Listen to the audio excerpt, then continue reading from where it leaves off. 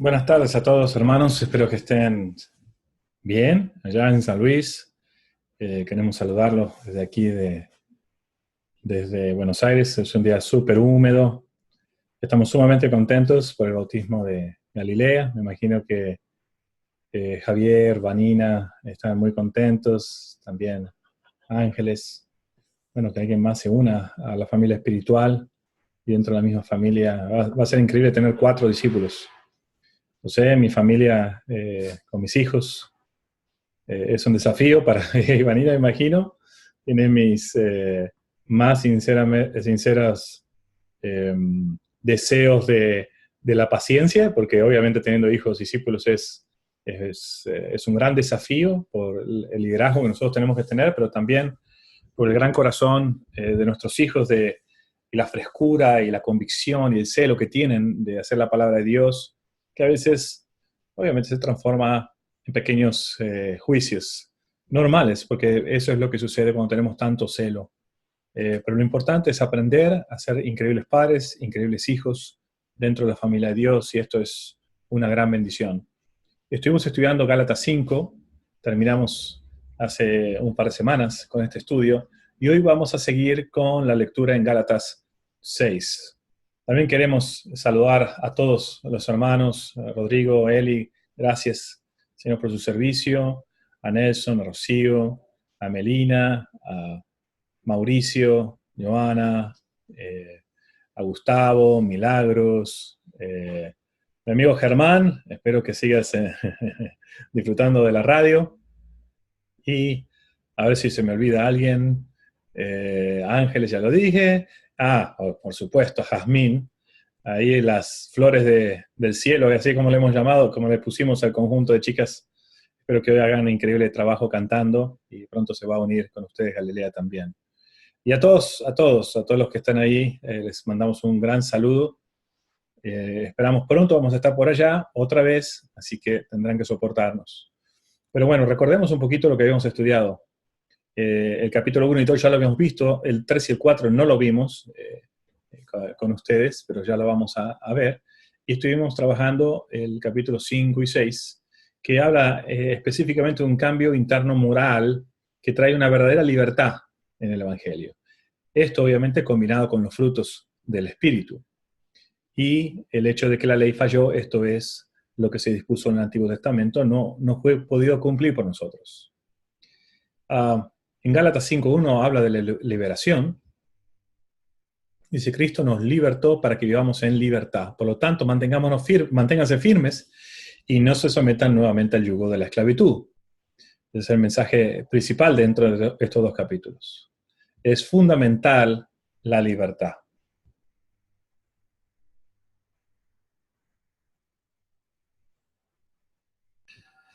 Hoy vamos a hablar acerca de un corazón lleno de Dios y de su Espíritu.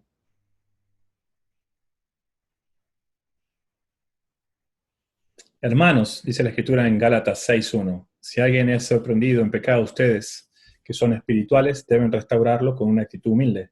Pero cuídese cada uno, porque también puede ser tentado. Básicamente, este capítulo está enfocado en las relaciones unos a otros. Estas relaciones unos a otros están reglamentados por todo lo que la Biblia nos enseña de cómo poder ayudarnos. Y uno de los aspectos de más conflicto que existen en la cristiandad tiene que ver con el hecho de cómo nos podemos ayudar unos a otros cuando podemos con claridad ver que alguien está pecando. La Biblia no solamente nos anima, sino nos comanda a poder ayudar a la persona que está en una situación de pecado. Y claramente este verso de Gálatas dice así, hermanos, si alguien es sorprendido en pecado, esto es, si nos damos cuenta que está pecando, ustedes que son espirituales deben restaurarlo con una actitud humilde. Pero cuídense, cada uno, porque también puede ser tentado. Básicamente lo que nos está diciendo, en primer lugar, cómo debe ser esta confrontación. En primer lugar, la confrontación no puede ser una actitud orgullosa. Yo te descubrí el pecado, entonces puedo decirte lo que quiero en la forma que quiero. La primera cosa que nos está diciendo la Escritura es que deben hacerlo, dice restaurar, no dice que no lo debemos hacer, pero la actitud debe ser humilde. Esto es, reconociendo quiénes somos nosotros delante de Dios, reconocernos como pecadores, y no es no tener convicción de hablar con el hermano, sino la forma de hablarlo es con una humildad, esto es, entender que nosotros también fallamos. Por eso, finalmente dice, tengan cuidado, cuídense, porque también podemos ser tentados. Podemos ser tentados por la actitud orgullosa de descubrir un pecado, podemos ser tentados a no mostrar amor hacia la persona, podemos ser tentados inclusive a hacer las mismas cosas que estas personas hacen. O sea, en lugar de corregir, entramos en la espiral de hacer lo que ellos hacen. Y aquí dice ustedes que son espirituales. Y hay que hacernos la pregunta, ¿somos espirituales? Generalmente, esto es uno de los desafíos más grandes que tenemos, porque cuando hablamos unos con otros acerca del pecado, nosotros nos hacemos la pregunta, ¿soy realmente espiritual? Como vimos en Gálatas 5, los frutos del espíritu que son amabilidad, paciencia, dominio propio, son todas virtudes que no pueden ser condenadas de ninguna forma.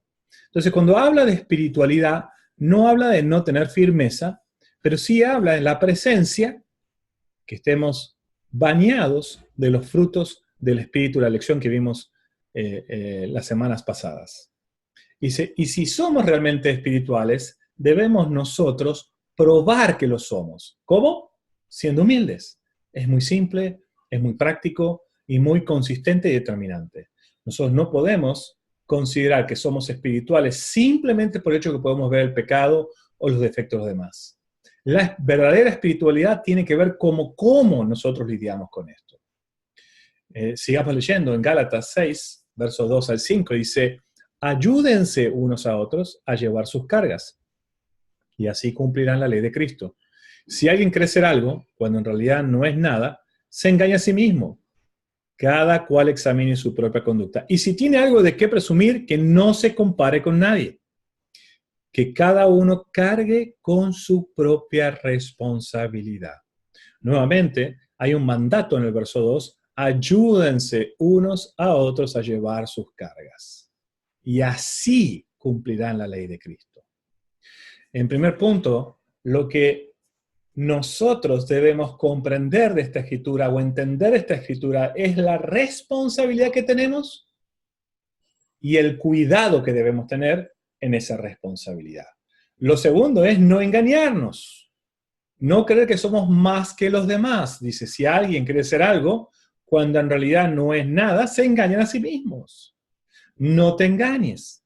El hecho de descubrir el pecado en la vida de alguien no te hace más espiritual o mejor que esa persona. Como somos seres humanos, tenemos la tendencia a la competencia. Y esa competencia tiene que ver aún en cuestiones de quién es más bueno y quién es más malo. Es indudable de que si analizamos nuestras propias vidas, es lo que dice en el verso 4, cada cual examine su propia conducta. Dice, y si tiene algo de qué presumir, que no se compare con nadie. O sea, tenemos que observar nuestros propios frutos, aún cómo reaccionamos ante las situaciones con otros. ¿Realmente somos personas que mostramos humildad y dominio propio en nuestro mandato, nuestro ejercicio del mandato de ayudarnos los unos a los otros? También hay una actitud dentro de esto de que podemos pasar desde el extremo izquierdo del péndulo, de creernos mucho más que los demás, a pasar al extremo derecho del péndulo, donde nos creemos que no somos nada. Estas otras acciones que podemos tomar. Ahora, cuando la Biblia nos habla de cada cual examine su propia conducta, no dice no corrijamos o hagámoslo para sentirnos horribles, sino para entender qué es lo que somos, quiénes somos. Y en el verso 5 dice, cada quien cargue con su propia responsabilidad y tomar responsabilidad de lo que somos. No porque debemos castigarnos, sino más que todo para comprender que cuando corrijamos a otros, nosotros también tenemos pecado. Básicamente, esto es lo que la Biblia nos está enseñando. Hay que preguntarse, ¿dónde nos encontramos frente al juicio? Esto es algo súper importante en la vida espiritual, en la vida constante de nuestra, aún cuando todavía estamos en la búsqueda de conocer a Dios, o aún estamos tratando de discernir si vamos a seguir a Dios o no. La pregunta fundamental en nuestra vida siempre será, ¿dónde nos encontramos frente a su juicio? ¿Dónde nos encontramos frente al juicio de Dios, frente a los ojos de Dios, nuestra conducta. El ser humano tiene que, cuando Dios lo llama, no lo llama a decir, todos los seres humanos en forma global deben examinar la conducta, sino que lo que generalmente cuando habla de multitudes, habla de pecados o que se alejan de Dios. Pero cuando habla de tener una relación con Dios, siempre lo hace en forma individual. Por eso dice, cada cual examine su propia conducta. No dice, todos examinémonos la conducta, sino dice, cada cual lo hace individual. Es un llamado individual. Por supuesto, esto aplica a todos los que somos seguidores de Jesús o a todos los que queremos tener una relación con Dios. O sea, no es que no es plural, es a todo el mundo. Sin embargo, el llamado es individual, es, ok, Javier, tú, ¿dónde te encuentras frente al juicio de Dios? Vanina, ¿dónde te encuentras bajo el juicio de Dios? Gustavo, ¿dónde te encuentras bajo el juicio de Dios? Rodrigo, ¿dónde te encuentras bajo el juicio de Dios? Es la pregunta, seguramente se habrá hecho Galilea, ¿dónde me encuentro yo? Frente al juicio de Dios. Y ahí la respuesta es, no muy bien. Y cuando tenemos esa respuesta, entendemos que estamos con pecado y que ese pecado no nos va a dejar ver a Dios, es cuando tomamos responsabilidad. Y la responsabilidad nos lleva a ¿qué cosa? Al arrepentimiento. Dice en Gálatas 6, sigamos, verso 6, el que recibe instrucción en la palabra de Dios, comparta todo lo que es bueno con quien le enseña. No se engañen, de Dios nadie se burla. Cada uno cosecha lo que siembra. El que siembra para agradar a su naturaleza pecaminosa, esa misma naturaleza cosechará destrucción. El que siembra para agradar al Espíritu, del Espíritu cosechará vida eterna. Y otra vez nos introduce al tema que hablamos en Gálatas 5, acerca de quiénes somos nosotros realmente. El tema del fruto. Otra vez habla de, acá en este caso, es de la cosecha. Todos nosotros estamos sembrando en nuestra vida semillas. ¿Pero qué tipo de semillas estamos sembrando en nuestro campo? Algo fundamental. Aún, no sé si se recuerdan la zanahoria, que tenía mucho verde arriba, pero abajo era chiquita. Y la otra zanahoria, la foto de la zanahoria, donde abajo la zanahoria era enorme, pero arriba tenía poquito de lo verde. Bueno, en esto, las apariencias nos pueden engañar. Y por eso que la Biblia nos dice, no se engañen. No nos podemos burlar de Dios. Cada uno va a cosechar lo que siembra. O sea que cada uno va a tener que entender que la vida que tiene y las situaciones en la vida que tiene, tienen dos partes. La primera es lo que es la vida, ¿no? Si uno se enferma, si uno tiene una gripe o una enfermedad más grave, o si aún pasa un accidente o si pierde el trabajo, son cuestiones netamente que tienen que ver con circunstancias a veces lejanas a nosotros. Si una empresa cierra, nosotros no somos responsables de que nos quedemos sin trabajo. Pero si nos echan por ser negligentes en nuestro trabajo, ¿quién es responsable? Nosotros. Entonces tenemos que comprender que vamos a cosechar en todos los aspectos de la vida, vamos a cosechar el fruto de lo que hemos sembrado. No podemos engañarnos pensando de que vamos, por ejemplo, a mantener un gran trabajo si no somos buenos trabajadores. O pensar que solo el hecho de creernos que somos grandes cristianos, eso directamente nos va a llevar a la salvación. Lo que determina y lo que nos ayuda, esto es un termómetro, es el fruto que tenemos en nuestra vida. Si nosotros analizamos el fruto, podemos también tomar en cuenta qué es lo que debemos cambiar. No nos engañemos. Cada uno cosecha lo que siembra. Así que no nos asombremos cuando nosotros cosechamos la naturaleza pecaminosa, porque de ahí mismo vamos a generar destrucción a nuestra propia vida. No echemos la culpa a Dios, no echemos la culpa al de al lado, no echemos la culpa a la situación. También tomemos responsabilidad de que nuestra forma de sembrar nos da frutos que no son para agradar a Dios. Sin embargo, cada vez que invertimos en construir nuestra relación con Dios y agradar al Espíritu, esto es fundamental, porque nosotros pensamos que nuestra vida cristiana es perfecta o imperfecta, pero ahí vamos. El ahí vamos no es suficiente. Tenemos que comprender que acá esto es un balance, o más bien, esto tiene que ver en cuánto nosotros sembramos y en qué tierra sembramos. Si sembramos para agradar al Espíritu, es una tierra fértil que nos va a dar frutos del Espíritu. Sin embargo, si estamos sembrando semillas en la tierra de la naturaleza pecaminosa, de ahí vamos a obtener. ¿Qué son los enojos? ¿O qué son los odios? ¿O qué son los rencores? ¿O qué son los desánimos? ¿De dónde viene todo eso? ¿Viene de dar fruto al Espíritu? ¿De sembrar semillas y cosechar fruto del Espíritu? ¿O viene más bien de poner semillas del lado de nuestra naturaleza pecaminosa? Tal vez tengamos, seamos vagos. No queremos leer la Biblia, no porque no podamos, sino porque no queremos. Nos dificulta, es muy difícil de entender. Entonces, ¿para qué lo hago? Ahí ya estás poniendo una semilla en la naturaleza pecaminosa. Me dicen, escucho mensajes, aprendo, pero en lugar de tomar el mensaje y preguntarnos qué es lo que tenemos que aprender, qué es lo que tengo que cambiar, lo escuchamos, decimos, está todo bien, pero sin embargo, no le hacemos caso. Nuevamente ponemos una semilla del lado de la naturaleza pecaminosa. Nos engañamos o no somos verdaderos los unos a los otros. Otra semilla a la naturaleza pecaminosa. No nos amamos completamente. Otra semilla a la naturaleza pecaminosa. No damos de corazón.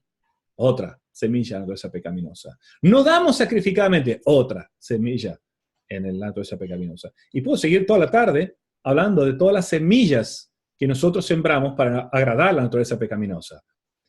Visualmente, auditivamente, preferimos, a veces, por el placer que nos da, sembrar más ahí. Y pensamos de que, como es placentero sembrarlo, porque es probablemente más fácil, luego el fruto va a ser exactamente el mismo, va a ser placentero. Y después descubrimos que no es así.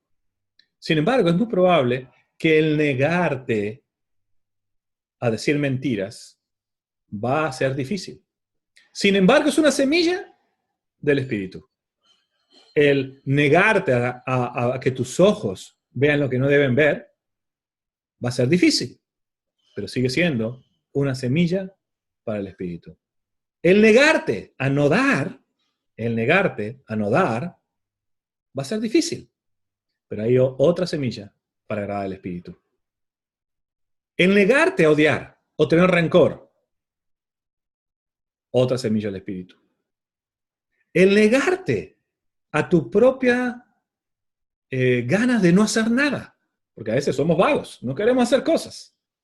Y ponerte, por ejemplo, a leer la Biblia, o ponerte a dar, o ponerte a servir a otros, semillas para el Espíritu. La cuestión es qué es lo que vamos a elegir. Porque obviamente no podemos obviar o no vamos a poder obtener un fruto espiritual de una semilla no espiritual. Finalmente, o sigamos leyendo, no finalmente, dice hasta el final, dice la Biblia en Gálatas 6:9, no nos cansemos de hacer el bien, porque a su debido tiempo cosecharemos si no nos damos por vencidos. Por lo tanto, siempre que tengamos la oportunidad, hagamos bien a todos, y en especial a los de la familia de la fe. Este verso es uno de los que más me ha tomado en mi vida trabajo. Porque una de las cosas que uno sucede, probablemente ustedes no están familiarizados con la historia de la foto que ven al lado, pero básicamente lo que están viendo es un corredor, un favorito para ganar una carrera de corta distancia. Él se preparó toda su vida para esto, para lograr esto. Sin embargo, en medio de la carrera, sufrió una lesión muscular. Intentaron ayudarlo los médicos y los auxiliares del campo para que él se retirara, pero él quería seguir corriendo. Quien ven a su lado es su padre, que viendo la determinación de su hijo de terminar la carrera y los oficiales de la carrera no queriendo dejarlo hacer, él tomó a su hijo y lo llevó a la meta. La meta no es cuando terminamos de lograr un objetivo en nuestra vida, sino la meta tiene que ver con el cielo. Usualmente, cuando estamos haciendo el bien, cuando ponemos semillas, hay momentos en los cuales nos sentimos realmente cansados. Nos sentimos, ¿por qué hago esto? ¿Por qué doy tanto? Y sobre todo si pensamos que los demás no son agradecidos. Por eso es tan importante expresar agradecimiento. Porque a veces nos cansamos de hacer el bien. Nos cansamos, sobre todo cuando, y en especial nos cansamos, cuando nos rechazan. Nos cansamos de predicar el Evangelio cuando tanta gente huye o aún abandona la fe. Nos cansamos de hacer el bien, de dar, cuando vemos que los demás no dan. No son sacrificados. Pero la Biblia nos dice, no nos cansemos de hacer el bien, porque a su debido tiempo cosecharemos. Y esto tiene que ver con paciencia. Nuevamente, esto tiene que ver con fruto del Espíritu. Si no nos damos por vencidos. No hay que darnos por vencidos, hay que luchar hasta el final. No importa cuánto das, lo que importa es qué vas a dar. En mi propia vida espiritual, y estando tantos años como cristiano y sirviendo a Dios de diferentes formas, hubo muchos momentos en los que estuve a punto de darme por vencido. ¿Pero saben cuál es mi lema? Mi lema es dar hasta que duela y seguir dando hasta que deje de doler. Este lema de vida me ha llevado a poder sobrepasar situaciones. Y uno dice, bueno, pero sos masoquista. No. El dar hasta que te duela significa que has luchado contra ti mismo y has logrado vencerte. Y una vez que ya has logrado, hay que seguir dando. En otras palabras, hay que dar hasta que duela y seguir dando hasta que deje de doler. En otras palabras, hasta que sea un hábito y una costumbre en nuestra vida dar. Y si bien nos cansamos, una vez que practicamos esto, que no es ni más ni menos que lo que Jesucristo nos enseñó en la cruz, porque fue hasta la cruz, recibió todo lo que nosotros como seres humanos pudiéramos rechazar y prácticamente decir, no, bájenme de acá, yo no quiero estar acá. Y menos por todos estos desagradecidos, porque básicamente lo que decíamos nosotros, cuando no estamos felices con las reacciones de los demás, pues no se los damos. Yo siempre me voy a acordar de la cara de mi esposa cuando un día hizo con tanto con una comida y yo puse la cara, oh, ¿esto me vas a dar de comer? Por supuesto, me sentí el hombre más desdichado del mundo cuando vi la cara de mi esposa tan ilusionada con que me gustara la comida y yo simplemente estaba más enfocado en mí que lo que ella estaba haciendo. Sin embargo, ella nunca cesó en dar. Nunca cesó en seguir dándome de comer y aún aprender qué es lo que me gustaba. Son estas cosas las que nos une unos a otros aún más profundamente. Que no dejemos de dar aún cuando recibimos conductas negativas o respuestas negativas a lo que damos. Y saben, es Jesús el que constantemente, a pesar de nuestro rechazo, es el que nos busca y nos ama. Por eso nos invita, nos llama, hey, no se cansen, porque en algún momento vas a cosechar. Y vas a cosechar positivamente, pero no hay que darse por vencido. Y en el verso 10 dice, por lo tanto, siempre que tengamos la oportunidad, esto no dice cuando tengamos ganas. Cuando tengamos la oportunidad, hagamos bien a todos. Estoy hablando a toda la sociedad, a toda la comunidad. Pero mira lo que dice ahora, y en especial a la familia de fe. O sea que los cristianos, los que son cristianos, nuestra familia, todos ustedes, unos a otros, en especial la inversión tiene que ser entre nosotros. No es que no al resto, pero en especial esto es tener prioridad a los que son de la familia de la fe. Verso 12 dice, los que tratan de obligarlos a ustedes a circuncidar, ¿se acuerdan el conflicto que había en Gálatas? De los que querían judiciar o transformar a los que no eran judíos en judíos. Lo hacen únicamente para dar una buena impresión y evitar ser perseguidos por causa de la cruz de Cristo. Ni siquiera esos que están circuncidados obedecen la ley. Lo que pasa es que quieren obligarse a ustedes a circuncidarse para luego jactarse la señal que ustedes llevarán en el cuerpo. Lo que está diciendo es, hay que tener cuidado con la doble vida. El querer agradar a otras personas, obviamente está aplicado directamente al tema de los judaizantes. Pero ¿qué podemos aprender de estos versos? Es muy importante para nosotros. Que esto es el querer complacer para evitar la persecución. En otras palabras, como ceder alrededor nuestro cuando se hacen cosas malas simplemente para evitar ser perseguidos. Hay que entender que esas personas que están alrededor jamás van a apreciar esa actitud de ninguno de nosotros de ceder ante esta actitud nuestra de evitar ser perseguidos. De cobardía, porque es esto, es cobardía. Y los invito a que cada vez que ustedes estén actuando alrededor, que no lo hagan. porque no van a tener el fruto que ustedes creen. La gracia